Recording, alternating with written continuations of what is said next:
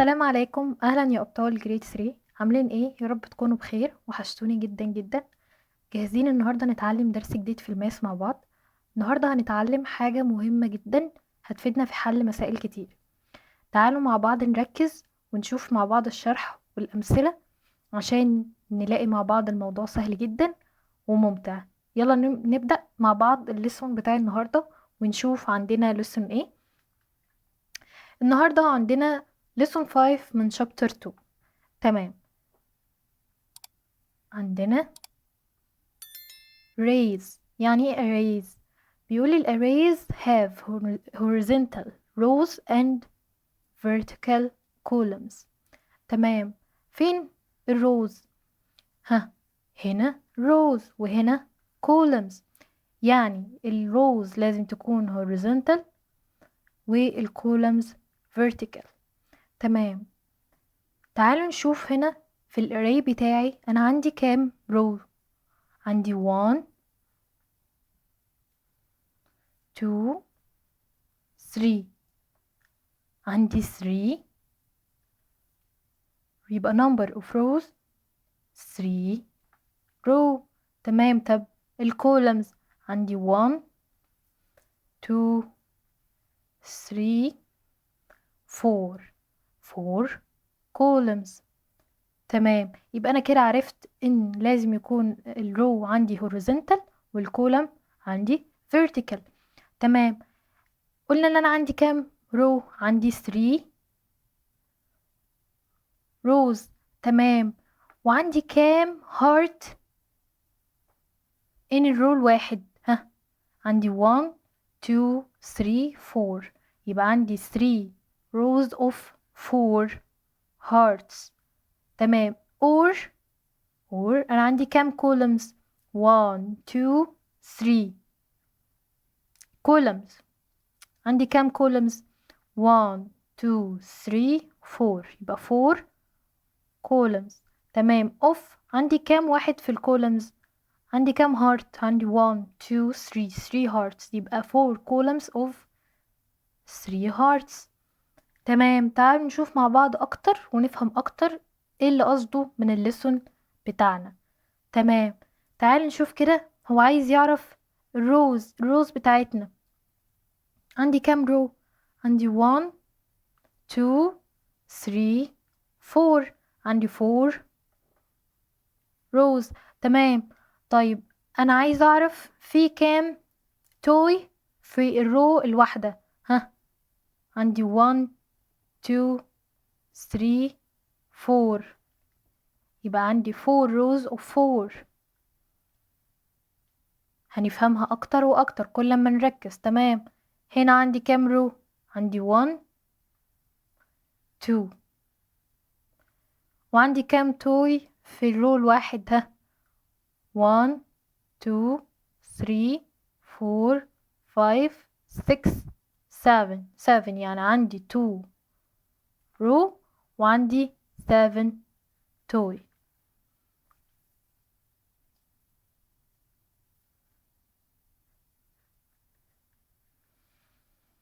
اللي بعده عندي كام رو؟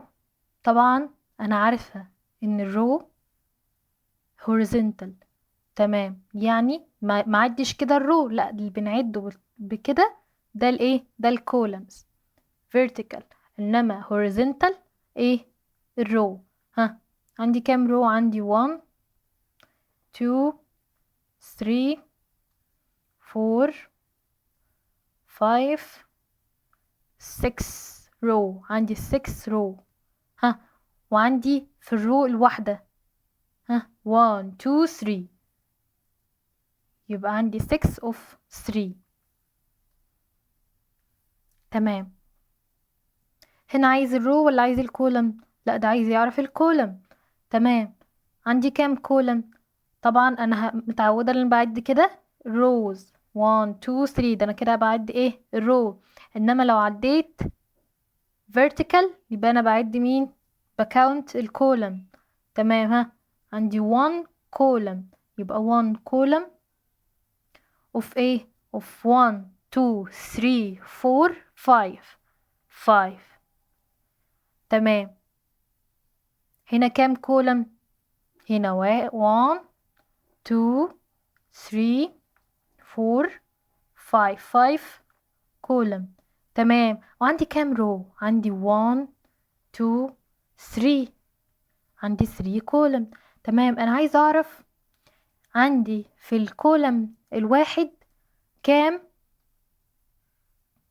توي. هنا مثلا عندي first column اهو في 1 2 3. يعني انا كده عرفت ان كل كولم فيه 3 توي. تمام. وعارفة ان انا عندي كام رو؟ عندي 3 رو. تمام. تعالوا نشوف.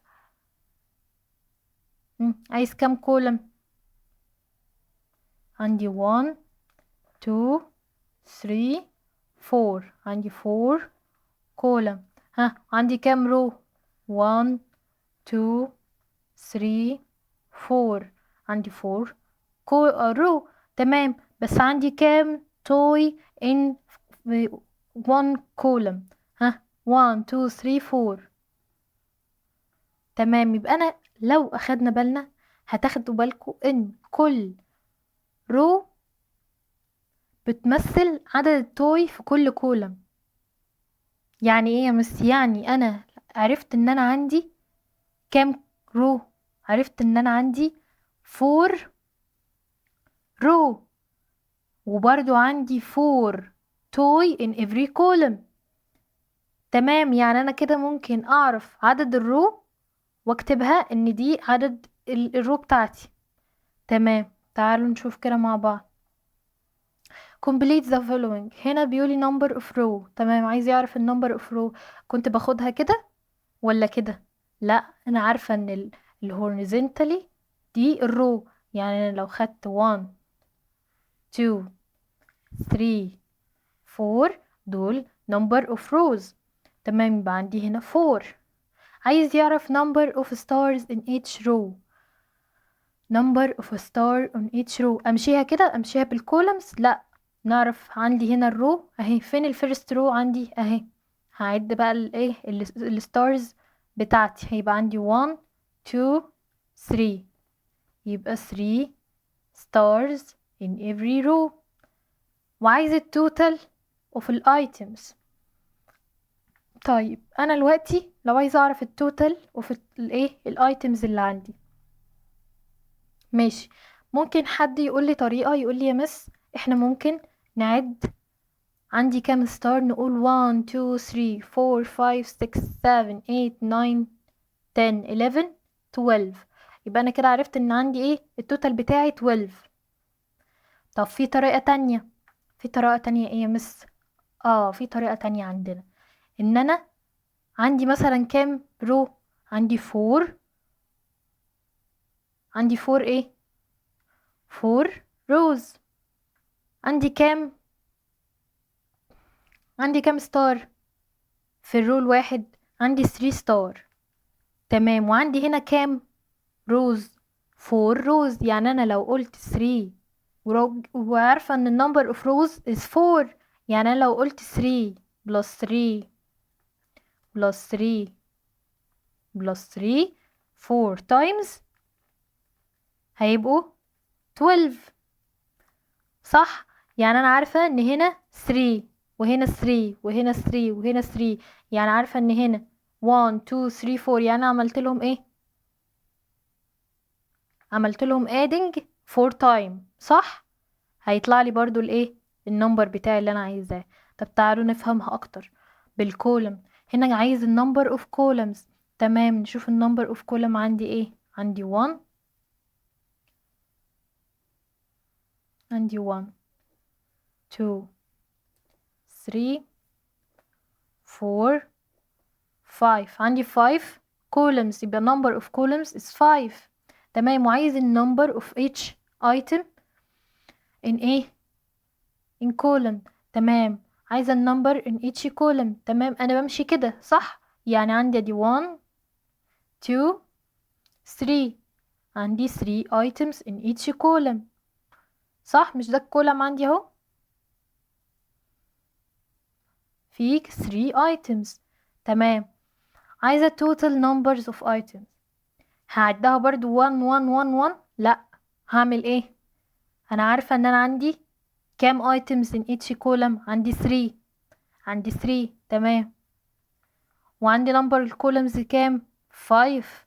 يبقى اعمل 3 plus 3 plus 3 5 times plus 3 plus 3. ها، 3 plus 3 6 plus 3 9 plus 3 12 plus 3 15.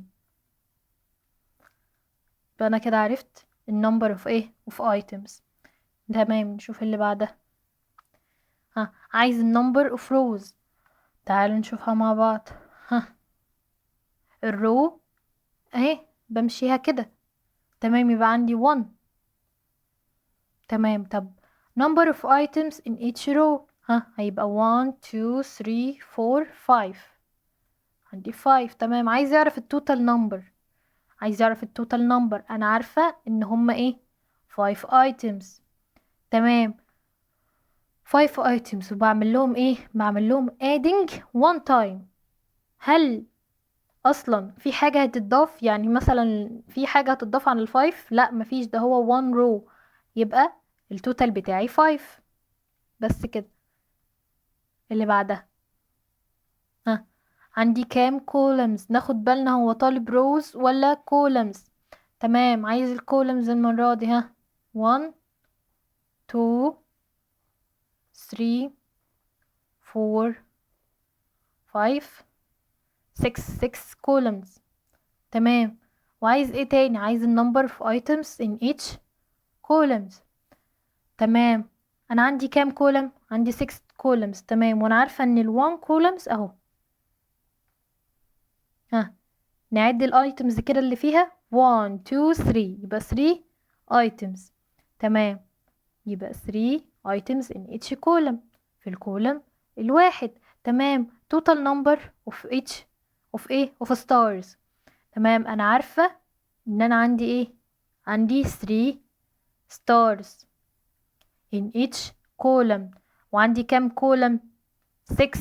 يعني 3 plus 3 plus 3 plus 3 plus 3. يعني انا اقدر اجيب التوتال بالروز او التوتال بالكولم؟ اقدر. when in the same يعني انا مثلا لو هي انا عايزه التوتال وانا الاسهل عليا ان انا اجيبها بالرو، ممكن اعد انا عندي كام رو. تعالوا كده نجيبها هنا بالرو. ها، انا عندي هنا كام رو؟ عندي 1 2 3. وكام stars in one row؟ عندي 6 stars. يعني هعمل 6 plus 6 plus 6. ها، 6 plus 6 12 plus 6 18. اقدر اجيب ايه التوتال بتاعي. بس هنا انا اشوف هو طالب مني بايه. هو هنا طالب النمبر في كولمز، يبقى اشتغل بالكولمز بتاعتي. ها، يبقى اخد ال3 واعمل لها بلس 3 6 times. ها، بلس 3 بلس 3. 3 بلس 3 يبقى كده 6. ادي 1 2 3 4 5 6. 6 times. تمام، 1 عندك 3 بلس 3 6 بلس 3 9 بلس 3 12 بلس 3. ها، 15 بلس 3 18. يبقى التوتال بتاع ال numbers of stars is ايه is 18. نشوف اللي بعده. look in at each array و complete. هنا عايز الروز. تمام، انا عندي 1 2. عندي 2 rows. تمام، وعايز يعرف النمبر بتاع الايتمز بتاعتي in each row. تمام، عندي 1 2 3 4 5. عندي 5. وقلنا ان انا بعمل 5 بلس ايه بلس 5. بعرف منين ان انا بعمل 5 بلس 5؟ بس بجيب عدد الايتمز واكررها على حسب الروز بتاعتي.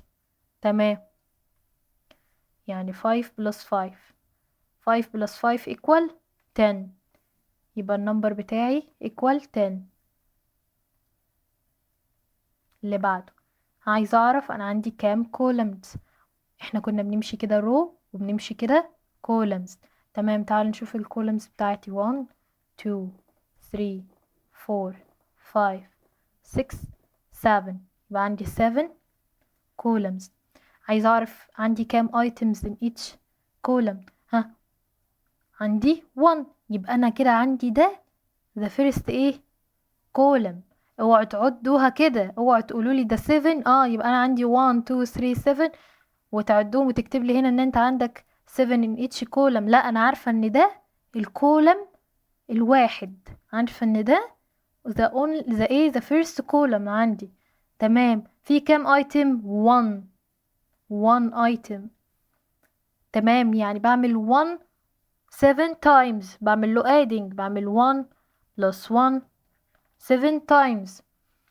تمام، 1 plus 1 plus 1 plus 1 plus 1 7 times هتلاقيها برضو equal 7. هي اصلا سهلة، انت لو عديت الايتمز اللي هنا تجيب التوتال بتاعتها. يبقى نكتب 7. ها، عايزة اعرف عندي كام رو. عندي 1 2 3 4 5 رو. عندي 5 رو. تمام، وعايزة اعرف عندي، انا عارفة ان ده الرو الواحد. تمام، عايزة اعرف الايتمز in each row. 1 2 3. يبقى 3 items. تمام، وعايزة اعرف ايه تاني؟ عايز يعرف التوتال بتاعهم. التوتال بتاعهم عندي ايه؟ عندي 3. عندي 3 هعمل لها كم مرة؟ 5 times. يبقى 3 plus 3 plus 3 plus 3 plus 3. 3 plus 3 6 plus 3 9 plus 3 12 plus 3 15. تمام، يبقى انا كده عرفت الايه التوتال بتاعي. طيب، هل في طريقة تالتة يا مس؟ هعرفها بعدين الليسون الجاي على طول. هعرف ان انا لو عملت 15 times 3، لو عملت 5 times 3 هيبقى equal 15. يعني انا لو جبت ال 3 وكررتها 5 times وعملت لهم adding هيبقى عندي 15. نفتكرها للليسون الجاي. عندي هنا كام كولمز؟ بمشي الكولمز كده، بمشي vertical. تمام، 1 2 3 4. عندي 4 columns. فين only ايه؟ هعد الايه الايتمز في كل columns. هو عايز بس يعرف فين each column. 1 2 3. عندي 3. وبعدين عايز يعرف ايه؟ عايز يعرف التوتال بتاعهم. تمام، مش انا عندي 3 اكررها كم مرة؟ 4 times. يبقى 3 plus 3 6 plus 3 9 plus 3 12. يبقى انا كده عرفت ان ايه؟ ان التوتال بتاعي equal 12. تمام، اللي بعده create array. عندي ايه؟ عندي 2 array وكل array فيه 3 items. تمام، تعالوا نعمله مع بعض. يعني انا عندي 2 array، يعني انا عارفة ان انا همشي كده وكل array فيه 3 items. تمام، يعني انا عندي 1 2 3. يبقى انا كده عملت ايه؟ 1 array. ادي 1 2 3. يبقى انا كده عملت 2 array.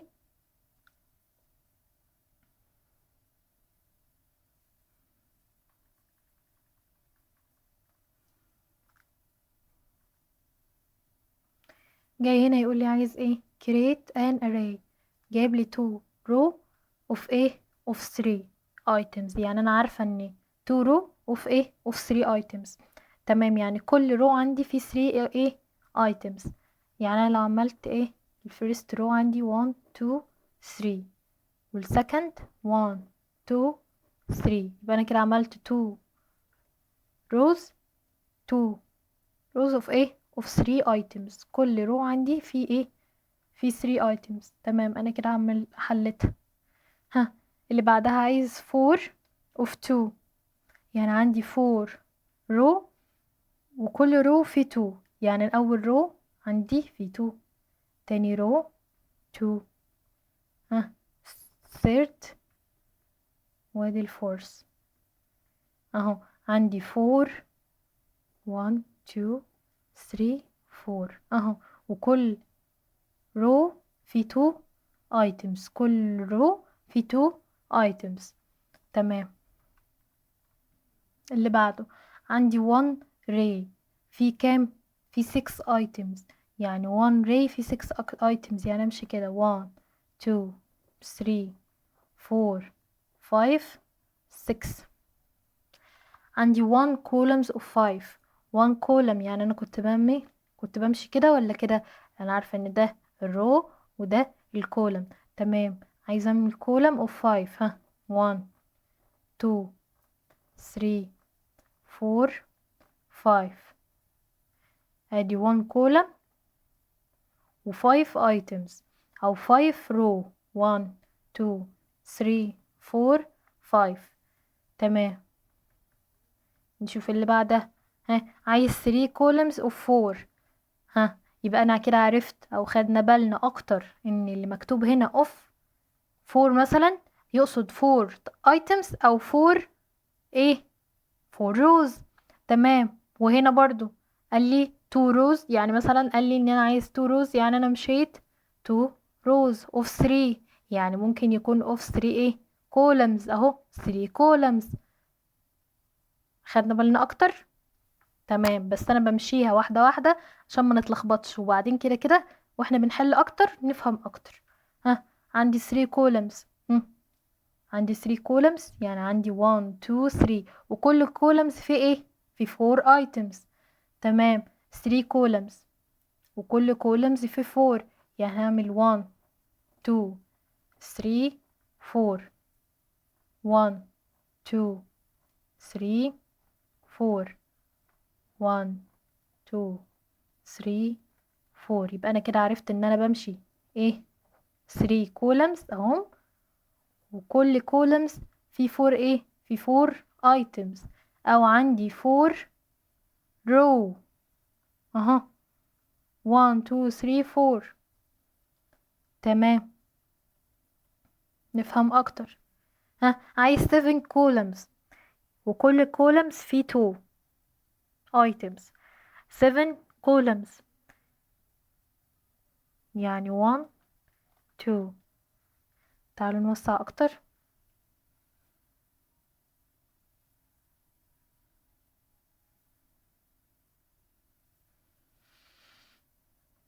1 2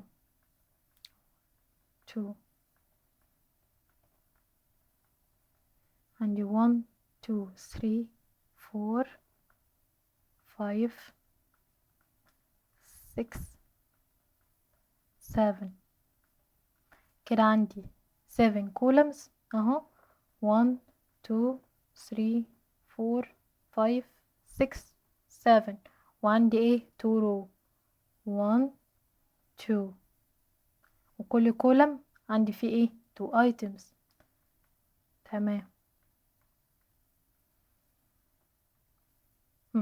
تعالوا نشوف مع بعض. انا عندي عشان اعرف التوتال number of any array عندي ايه 2 ways.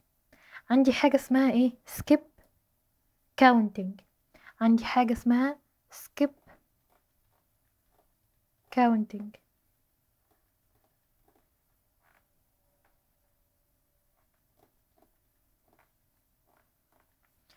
عبارة عن ايه skip counting دي؟ انا مثلا لو عندي هنا، لو عندي الاري دي تمام، عندي هنا كام columns؟ عندي 1 2 3 4، عندي 4 column. تمام، وعندي كام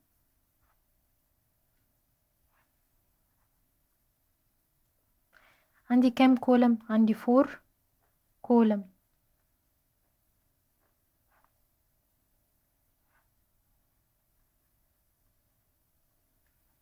تمام. طيب وعندي كام هارت؟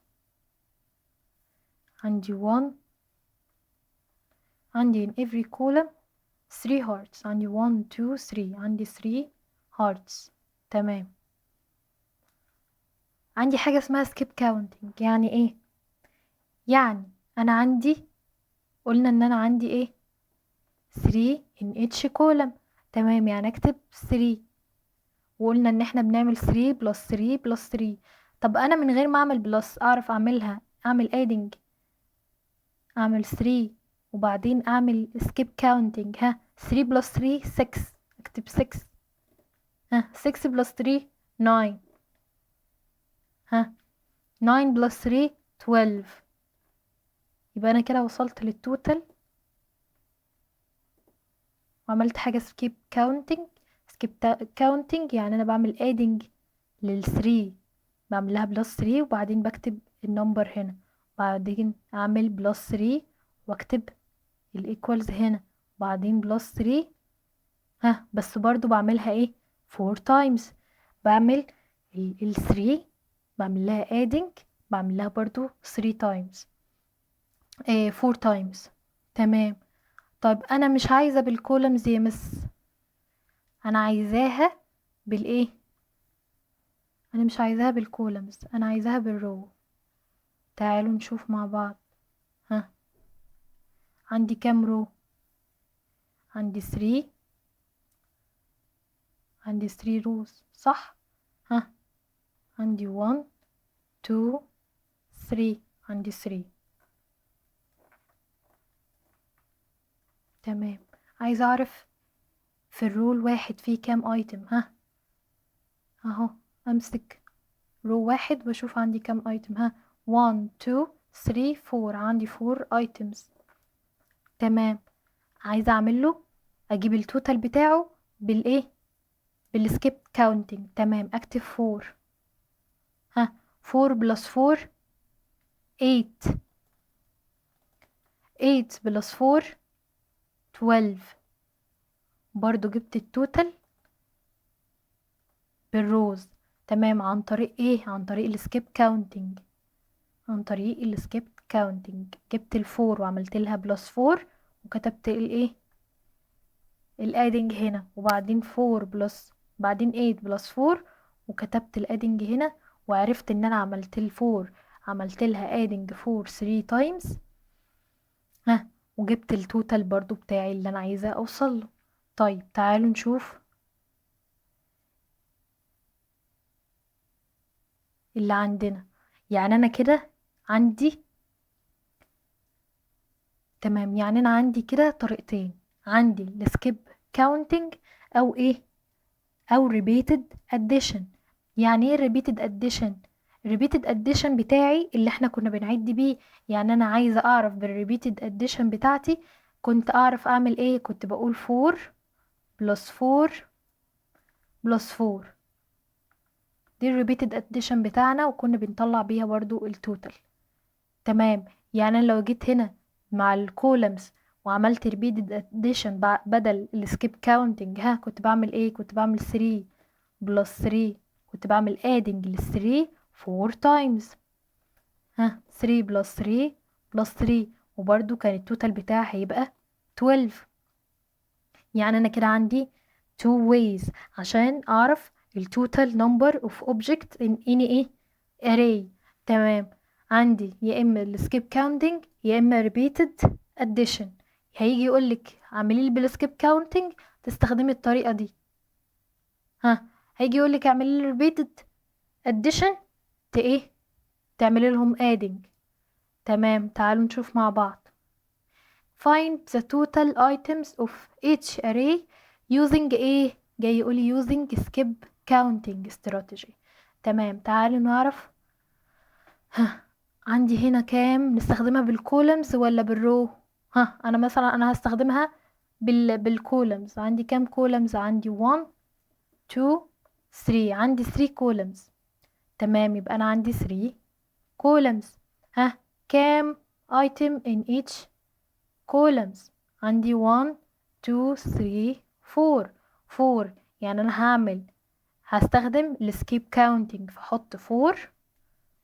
4 بلس 4 8. 8 بلس 4 12. يبقى ده التوتال بتاعي، يبقى التوتال بتاعي 12. تمام. تعالوا برضو هنا بقى نستخدمها بالايه، بالرو. تعالوا نجربها بالرو. هيبقى 1 2، هيبقى 2 رو. 2 رو. عندي كام ايتم in each row؟ 1 2 3 4 5. يبقى 5 بلس، هو عايز ايه؟ مش عايزة بالادنج، مش عايزة بالريبيتد ادنج، عايزها بالايه، بالسكيب كاونتنج. 5 بلس 5 10. وانا عندي كام رو؟ عندي 2، يبقى هما بس كده 2 numbers، يبقى ال10 ده التوتال بتاعي. تمام. عندي كام رو؟ عندي 1 2. عندي عايزة اعرف النمبر of ايه، of items in each row. 1 2 3 4 5 6 7. يبقى ال7. 7 plus 7 14. 14. وانا عندي كام رو؟ 2 رو، يبقى انا هعمل repeated ايه، 2 times بس. ماشي. عايزة اعرف عندي كام رو، ولا نشوفها بالكولم؟ لا، الاسهل عندي بالرو. تعالوا نشوفها. 1 2 3. هي مش قاعدة ان انا استخدم الرو بس ولا الكولمز بس، انا اقدر اجيب التوتال بالطريقتين زي ما احنا شفنا هنا. احنا شفنا هنا ان انا قدرت اجيب التوتالز للاري اللي عندي ده بالسكيب كاونتنج عن طريق الكولمز او الايه، او الروز، والاتنين طلع التوتال بتاعهم 1. تمام. هنا عندي كام رو؟ عندي 1 2 3. عندي 3 رو. وعندي كام items in each row؟ عندي 1 2 3 4 5 6. يعني 6. 6 plus 6 12. 12 plus 6 18. انا عملت ريبيت كم مرة؟ عملت adding كم مرة؟ 3 times. تمام. ليه؟ عشان انا عندي بس 3 rows بس. انا كده عرفت التوتال بتاعي. تمام. تعالوا نشوف اللي بعد كده. write the repeated addition and skip counting steps to find ايه the total. هنا عايزها repeated addition وعايزها برضو skip counting. تمام. سهلة خالص. انا عندي كام رو؟ عندي 1 2 3. عندي 3 رو.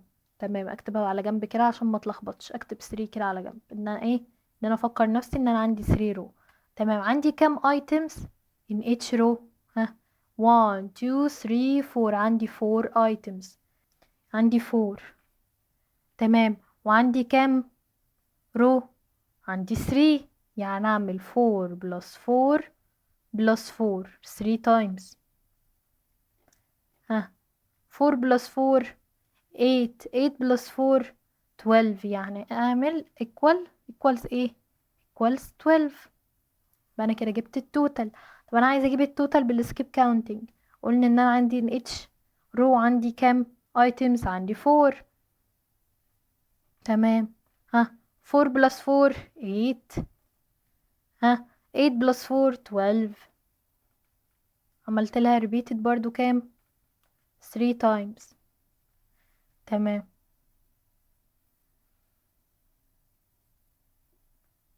انا كده جبت ايه التوتال بتاعي.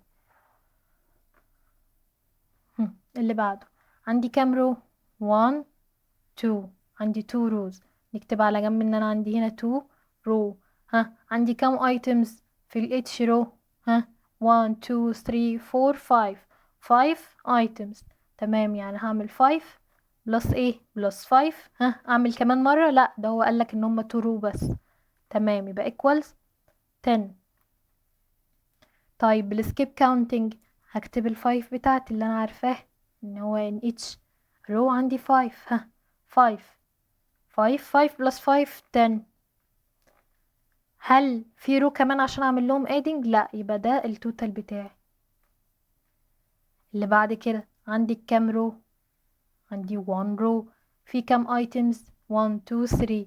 عندي 1 رو، اكتب على جنب ان انا عندي 1 رو. وكام ايتمز؟ 3، يعني 3. ها، هل في رو تاني؟ لا، يبقى 3 بس. طب بالسكيب كاونتنج، ها، هكتب 3. هل في رو تاني عشان اعمل 3؟ لا، يبقى 3. تمام، يبقى التوتال بتاعي 3، واصلا الايتمز بتاعتي 3 بس، يبقى ده التوتال. تمام. هنا تعالوا نستخدم فيها الكولمز. ها، 1 2، عندي 2 كولمز.